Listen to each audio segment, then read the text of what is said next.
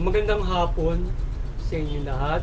Ito po si Herbert Curia, author-promoter ng The Bible Evangelization. Akibat ang ating pananalig sa ating banal na Panginoon Diyos, banal na Panginoon Jesucristo, at gabay ng kaliwanagan ng Santa Maria, ay ating po'y binabahagi sa inyo sa linggong ito. Ang mensahe ng ating banal na Panginoon Diyos. Ang tema ng mensahe ng ating banal na Panginoon Diyos ay Care for the Children.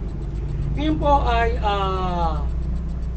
babasahin ko po sa inyo ang mga mensahe ito mula po doon sa Bagong Tipan ng Mabuting Balita na paghahari ng ating banal na Panginoon Diyos. Pamamagitan ng banal na Panginoong Jesucristo.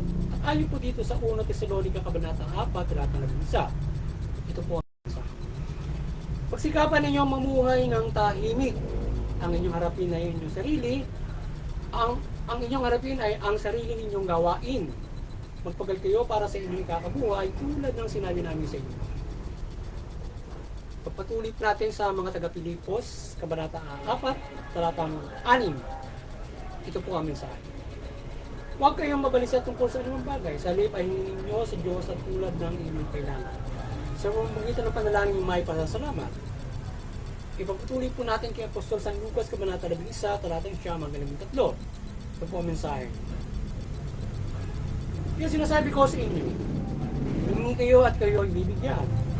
Humanap kayo at kayo ay makasusumpong. Pumato kayo at ang ito'y bubuksan para sa inyo. Sapagkat tumatanggap ang bawat humihingi, naksusumpong ang bawat humahanap. At bubuksan ang pinto sa bawat kumakatok.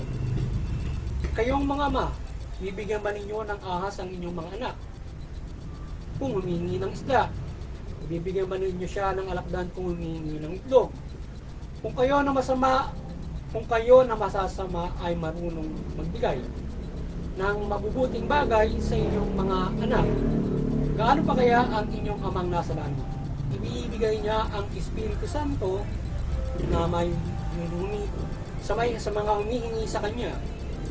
Ipapatuloy po natin sa kay Apostol San Marcos, Kabanata 10, Talata 13. Ito po ang mensahe. May nagdala ng mga bata kay Jesus upang hilingin ipatong niya sa mga ito ang kanyang kamay. Ngunit pinagingkaan sila ng mga alagad. Nagalit si Jesus nang makita ito. Sinabi sa kanila, pabayaan ninyo lumapit sa akin ng mga bata, huwag ninyo silang sawayin. Sapagkat sa mga katulad nila naghahari ang Diyos. Ito ang tandaan nyo. Ang sino mang hindi tumatanggap sa paghahari ng Diyos tulad ng isang maliit na bata ay hindi mapapabilang sa mga pinaghaharian niya. At kinalong ni Jesus ang mga bata, pinatong ang kanyang kamay sa kanila at pinagpalaso. Ipagpatuloy po natin sa mga gawa, Kabanata 7, Talatang 1-73. Ito pang isa. Ang naghahari naman noon sa sa Egypto ay hindi nakakakilala kay Jose.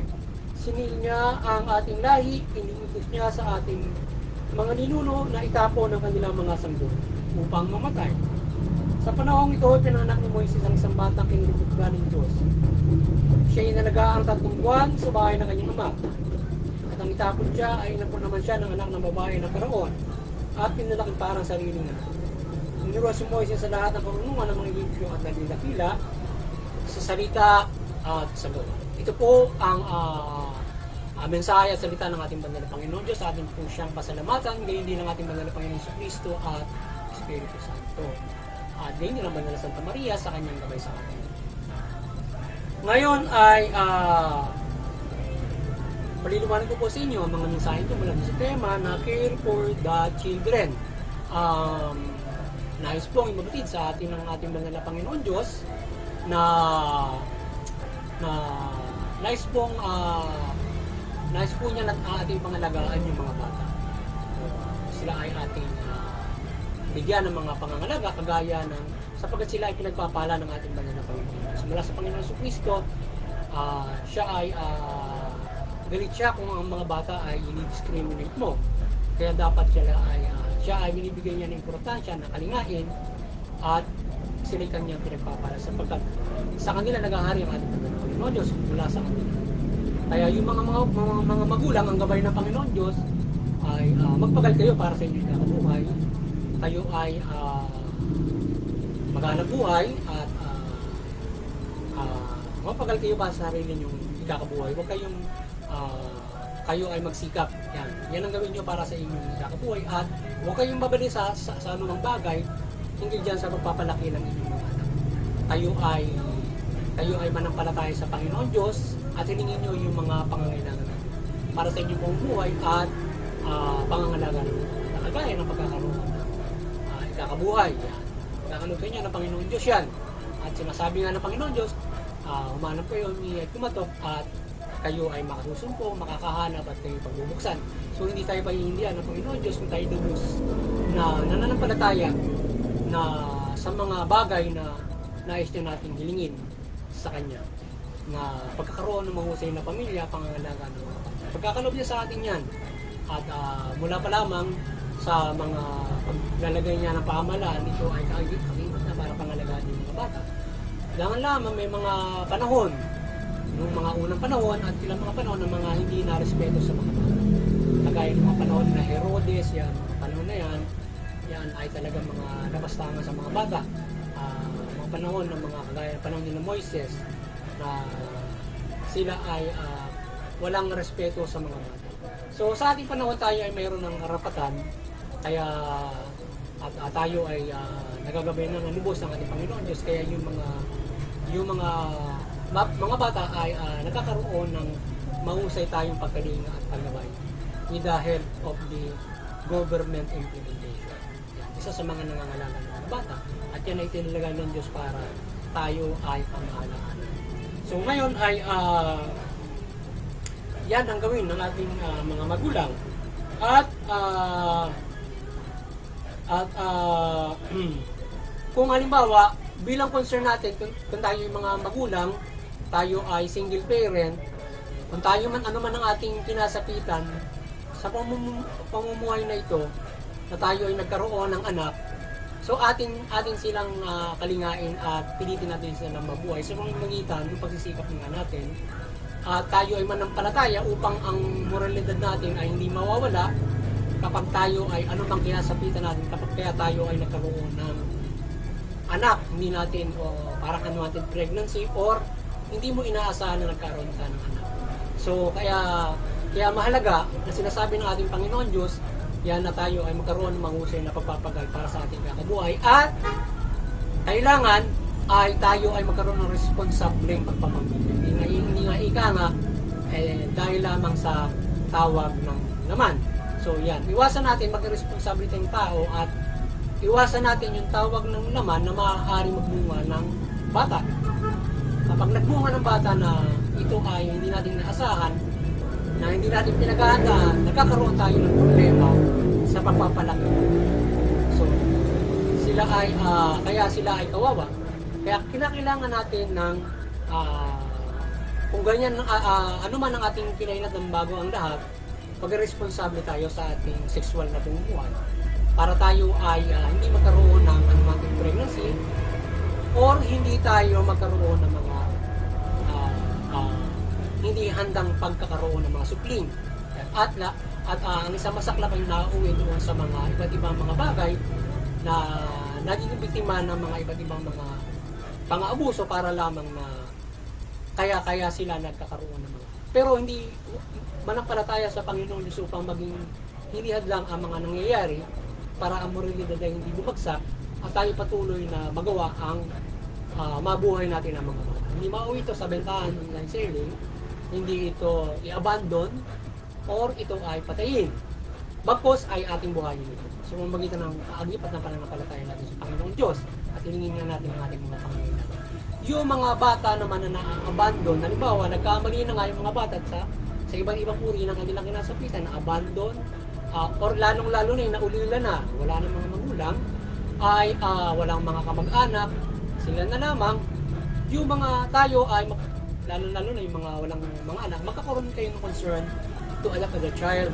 So, yung ating pamahalaan, siyempre, is pinoproseso nila yan. At yung pamahalaan din na magkaroon ng pag-iba, yung how to handle those, yung mga naulila na wala na nga mga anak. So, alagaan ng ating pamahalaan, kagaya ng bahay kanina, ating pag-ibayo pa. So, kagaya ng ganoon, so sana yung ating pamahalaan ay patuloy magabayan kayo ng Panginoon Diyos to care the children. At yung mga tao, civilian o yung mga civil society, mga private community o private person ay magkaroon ng concern, maaaring makapag-adapt kayo ng mga bata ng mga naulila, yan, mga ganun, or mga na-abandoned children, lalo na yung mga abandoned child, mga ganun, hindi na binalikan ng mga ina at nagtago na para sila ay kung inabanan sapagkat krimen yun eh. So ngayon ay maaaring makatulong to raise the child. So yung ating naman pangangalaga ng mga bata ng mga parent o sino mang mayroong anak, guardian or foster parent ka, agabay ang pamahalaan. Ang pamahalaan ng mga parent ay magkaroon ng pag-ibayo to care for the children. So magkakasama tayong lahat para pangalagaan, hindi lamang to feed them, to educate them, pati na rin ang pananampalataya ay gabayan at siyempre protect from the government. Yan. At muli sana nagabayan na naman kayo ng The Bible Evangelization sa inyong spiritual na bumuhay. Mula dito sa ating pagbabahagi ito ng mabuting balita at mensahe ng Panginoon Diyos to care for the children sa mga nangyayari sa atin ngayon at mga ating natubayan ngayon. At kayo ay muli nagabayan naman ng malaking pag-asa sa inyong kaligtasan spiritual. Sa ating pagbabahagi ito, at makapumuhay kayo ng ayon doon sa kalooban ng Panginoon Diyos at magkaroon ng kaligtasan pagdating ng takdang panahon. At patuloy tayong maasa ng gabay ng Banal na Santa Maria, ng kanyang pagmumilagro, ng kanyang gabay, at kanyang spiritual na gabay at iba't iba niyang pagpapala sa atin upang tayo ay makapamuhay ng maayos na mayroon pananampalataya sa Panginoon Diyos mula sa pagtaniman ng mabuting balita na tayo ay gabayan niya sa ating paglabilang bilang nananampalataya at nakikilala natin ang Banal na Santa Maria to our sharing with the guidance of Mother Mary. We are patuloy tayong gabay na ma-encourage kayo na isabuhay ang at iba't ibang gabay ng Panginoon Diyos, Panginoon Jesucristo at Espiritu Santo na pagmimilagro at iba't ibang niyang gabay sa tao para tayo sa ating and ang pinakamalaga sa lahat ay isabuhay natin yung mabuting balita, pakinggan natin ito sapagkat tayo gagabayan ng Diyos kung tayo ay sinasabuhay natin yung mabuting balita. So everything will guide us at tayo ay pwedeng humiling ng gusto natin na nais natin na sa pamumuhay na ito. Kagaya ng ating binasa ng mga talata na huwag tayong mabilis sa atin natin ang ating pangailangan na mayroon tayong pasasalamat. So, ibibigay ng kapagkaloob ng Panginoon Diyos yan sa atin ng Espiritu Santo na mga bagay para sa pangangailangan natin sa pamumuhay. Basta tayo ay sa buhay ang mabuting balita. Atin lang tandaan, ang mabuting balitang ito ang iusga sa atin ng Panginoong Jesucristo, ng Panginoon Diyos, pagdating ng takdang panahon na kanyang itinakda para husgahan sa katuturan. Kung paano natin ito inupad ang mabuting balita. So this guidance is our hope in salvation para sa takdang panahon. So, at kung tayo yan ay nagpapatawad sa ating mga pagkakamali at nagbabagay sa mabuting nais ng Panginoon. So, sa interpetuity, patuloy tayong kaisa, unawain ng bawat mga reliyon at maging concern tayo sa isa't isa. Iwasan yung karasan, labanan at hindi mabuting kahantungan. Makagabay sa lahat, lalo na sa strengthening to the United Nations ng bawat mga reliyon. Maging ehemplo na pagkakaisa kapayapaan at concern sa bawat isa. Yung CBCP Vatican Church, patuloy kayong magabayan ni Banal na Santa Maria, maliwanagan kayo, patuloy niyo pagbuklod ng isang kataon mula Panginoon Jesucristo at mula Panginoon Diyos, sa pananampalataya sa Panginoon Diyos mula Panginoon Jesucristo at mabuting balita. Yan. Sa ating munting kakayanan, Patuloy tayo na nampalataya ng Kabayan ng Bala Santa Maria at patuloy natin mapagbuklod ang sangkatawan sa pananampalataya sa ating Panginoon Diyos mula Panginoon sa Kristo at mabuting balita na ating ibinabahagi sa inyo. Sa mga kapamahalaan mula sa Pilipinas, maliwanagan kayo at kayo ay magabayan ng mabuting balita at mamahala kayo ng mabuti. Mamahala kayo ng matuwid, patas na hustisya, tubulin yung karapatan ng tao. Sa kayo mamumuhay ang mga tao ng ayon sa karapatan at sila ay makakapanampalataya ng ng mapayapa at walang kaguluhan. Walang takot at sa gabayan ng pamahalaan. At sa praktikin nila kanila ang karapatan na makapanampalataya. Muli, magandang hapon sa inyo lahat.